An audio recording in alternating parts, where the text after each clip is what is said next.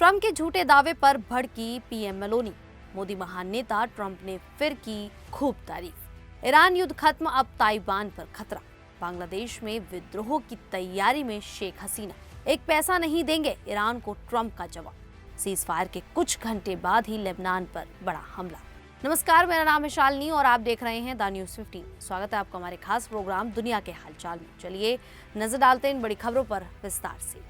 Italy की प्रधानमंत्री Giorgia Meloni ने अमेरिकी राष्ट्रपति डोनाल्ड ट्रंप के एक बयान को पूरी तरह से गलत बता दिया है। ट्रंप ने दावा किया था कि पेरिस में G7 शिखर सम्मेलन के दौरान मेलोनी ने उनके साथ में फोटो खिंचवाने की विनती की थी। ट्रंप ने यह भी कहा कि वो उनके साथ फोटो नहीं खिंचवाना चाहते थे, लेकिन बाद में मान गए। मेलोनी ने इस दावे को झूठा और मनगढ़ंत बताया। उन्होंने कहा कि इटली एक सम्मानित देश है और किसी के सामने गिड़गिड़ाने की जरूरत नहीं पड़ती। उनके अनुसार ट्रंप का बयान न सिर्फ गलत है बल्कि अपमानजनक भी है। इस विवाद के बीच इटली के विदेश मंत्री एंटोनियो ताजानी ने अगले सप्ताह होने वाली अपनी अमेरिका यात्रा रद्द करने की घोषणा की है। इससे दोनों देशों के बीच बढ़ते तनाव की चर्चा भी शुरू हो गई है। ये विवाद उस समय सामने आया जब G7 बैठक के दौरान ट्रंप और मेलोनी की बातचीत का एक वीडियो सोशल मीडिया पर वायरल हुआ। इंटरव्यू में ट्रंप ने मेलोनी को लेकर कई विवादित टिप्पणियां की। कभी दोनों नेताओं के रिश्ते काफी अच्छे माने जाते थे, लेकिन हाल के महीनों में उनके संबंधों में दूरी बढ़ती दिखाई दे रही है। इस घटना के बाद राजनीतिक गलियारों में नई बहस भी शुरू हो गई है। वहीं दूसरी ओर ट्रंप ने एक बार फिर भारत के प्रधानमंत्री नरेंद्र मोदी की जमकर तारीफ कर दी है। अमेरिकी मीडिया संस्थान को दिए एक इंटरव्यू में ट्रंप ने कहा कि मोदी एक महान और मजबूत नेता हैं जो हमेशा अपने देश के हितों को प्राथमिकता देते हैं। उन्होंने कहा कि भारत दुनिया के सबसे बड़े देशों में से एक है और मोदी करीब 1.5 अरब लोगों का नेतृत्व करते हैं। ट्रंप ने कहा कि मोदी युद्धों से दूर रहने की नीति अपनाते हैं, जो एक समझदारी भरा कदम है। उन्होंने भारत की आर्थिक प्रगति की भी सराहना की और कहा कि हाल के वर्षों में भारत ने कई अच्छे आर्थिक आंकड़े पेश किए हैं। इंटरव्यू में ट्रंप से पूछा गया कि वो दुनिया के किन नेताओं को सबसे ज़्यादा सम्मानित करते हैं, यानी कि सबसे ज़्यादा सम्मान देते हैं। इसके जवाब में उन्होंने प्रधानमंत्री नरेंद्र मोदी और चीन के राष्ट्रपति शी जिनपिंग का नाम लिया। ट्रंप ने दोनों नेताओं को प्रभावशाली और मजबूत व्यक्तित्व वाला नेता बताया। भारत अमेरिका व्यापार संबंधों पर बात करते हुए ट्रंप ने कहा कि अब दोनों देशों के बीच व्यापार पहले की तुलना में अधिक संतुलित और पारदर्शी हो गया है। हालांकि उन्होंने ये भी कहा कि पहले भारत को व्यापार में ज़्यादा फायदा मिलता था। इसके बावजूद ट्रंप ने दोहराया कि मोदी एक शानदार नेता हैं और वो उनका सम्मान करते हैं।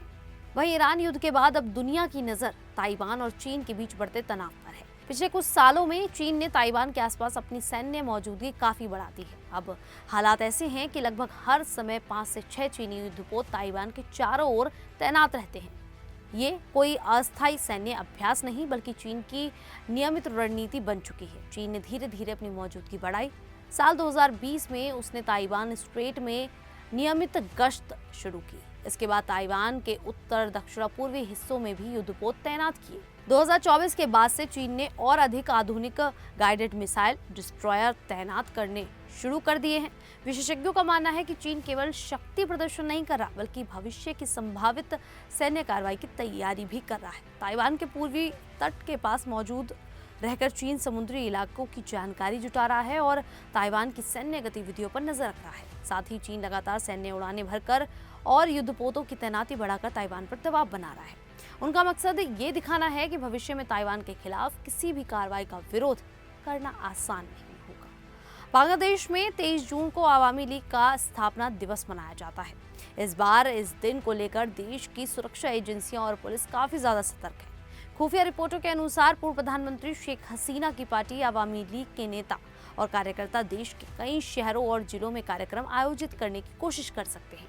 इनमें पार्टी कार्यालयों पर झंडा फहराना, जुलूस निकालना और सार्वजनिक सभाएं करना शामिल है। पुलिस को आशंका है कि इन कार्यक्रमों के दौरान अन्य राजनीतिक दलों, खासकर नेशनल सिटीजन पार्टी और छात्र संगठनों के साथ टकराव हो सकता है। इसी वजह से पूरे देश में सुरक्षा बढ़ा दी गई है। पुलिस मुख्यालय ने सभी यूनिट्स को अलर्ट रहने और हालात पर कड़ी नजर रखने के निर्देश दिए हैं। हाल ही में ढाका समेत कई इलाकों में आवामी लीग के नाम पर जुलूस और गतिविधियां देखी गई हैं।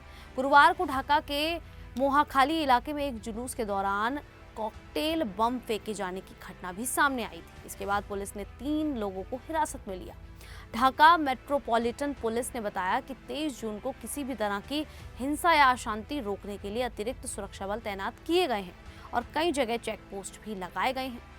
वहीं आपको ये भी बताएं कि अब अमेरिका और ईरान के बीच शांति समझौते पर आगे की बातचीत स्विट्जरलैंड में हो सकती है। इसके लिए ट्रंप के दूत स्टीव विटकॉफ स्विट्जरलैंड रवाना हो चुके हैं, यानी कि वहां लगभग अब देखा जाए तो पहुंचने वाले हैं या पहुंच भी चुके हैं। इसके साथ ही ईरान के विदेश मंत्री अब्बास अराक्ची भी बातचीत के लिए वहां जाएंगे। हालांकि जानकारी के मुताबिक इसमें अभी बदलाव हो सकता है।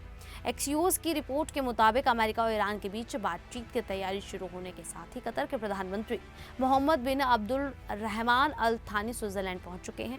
कतर वाशिंगटन और तेहरान के बीच बातचीत कराने वाले अहम देशों में से एक बनकर उभरा है। वहीं अमेरिकी राष्ट्रपति डोनाल्ड ट्रंप ने ईरान के सुप्रीम लीडर मुस्तफा खामनेई के उस बयान पर तीखी प्रतिक्रिया दी है जिसमें उन्होंने कहा कि अमेरिका पीस डील के लिए बेताब था। ट्रंप ने सोशल मीडिया पर लिखा, युद्ध ने ईरान को कमजोर कर दिया है। हम उनसे मजबूरी में नहीं मिले थे, ईरान मिला था। वे खत्म हो चुके हैं। हम 60 दिन इंतजार करेंगे। उन्हें कोई पैसा नहीं मिलेगा, एक पैसा भी नहीं। इसके साथ ही ट्रंप ने इस बात को भी खारिज कर दिया कि तेहरान को इस समझौते से आर्थिक फायदा होगा। आपको बता दें कि इतना ही नहीं, एक बार फिर इजरायल और हिजबुल्लाह के बीच युद्ध विराम सीज़फायर लागू होने के कुछ ही घंटों बाद दक्षिणी लेबनान में फिर से हिंसा शुरू हो गई।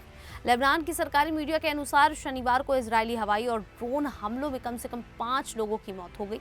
समाचार एजेंसी एनएनए के मुताबिक इजरायली लड़ाकू विमानों और ड्रोन ने नवातिये इलाके में कई जगह को निशाना बनाया। इन हमलों में कई घर और रिहायशी इमारतें क्षतिग्रस्त हो गई। इसके अलावा इजरायली सेना ने कुछ इलाकों में तोपों से भी गोलीबारी की। ये हमला ऐसे समय में हुआ है जब शुक्रवार को इजरायल और ईरान समर्थित हिजबुल्लाह के बीच सीज़फायर लागू हुआ था। अमेरिकी अधिकारियों के अनुसार ये सीज़फायर शुक्रवार शाम से प्रभावी हुआ था। दोनों पक्षों ने इस समझौते की पुष्टि भी की थी। सीज़फायर से पहले दोनों पक्षों के बीच संघर्ष काफी बढ़ गया था। हालिया झड़पों में इजरायली सैनिकों और लेबनानी नागरिकों की भी मौत हुई थी। हालांकि युद्ध विराम के बावजूद हालात पूरी तरह शांत नहीं है। विशेषज्ञों का मानना है कि दक्षिणी लेबनान में इजरायली सेना की मौजूदगी और दोनों पक्षों के बीच अविश्वास के कारण तनाव अभी भी बना हुआ है। इससे क्षेत्र में शांति की उम्मीदों को बड़ा झटका लगा है। खैर, इस पूरे मामले को लेकर आप लोगों की क्या राय है, आप हमें कमेंट करके जरूर बताएं। अभी के लिए इतना ही, फिर हाजिर होंगे ऐसे ही देश और दुनिया से जुड़ी बड़ी खबरों के साथ। तब तक के लिए देखते रहिए द न्यूज़ 15।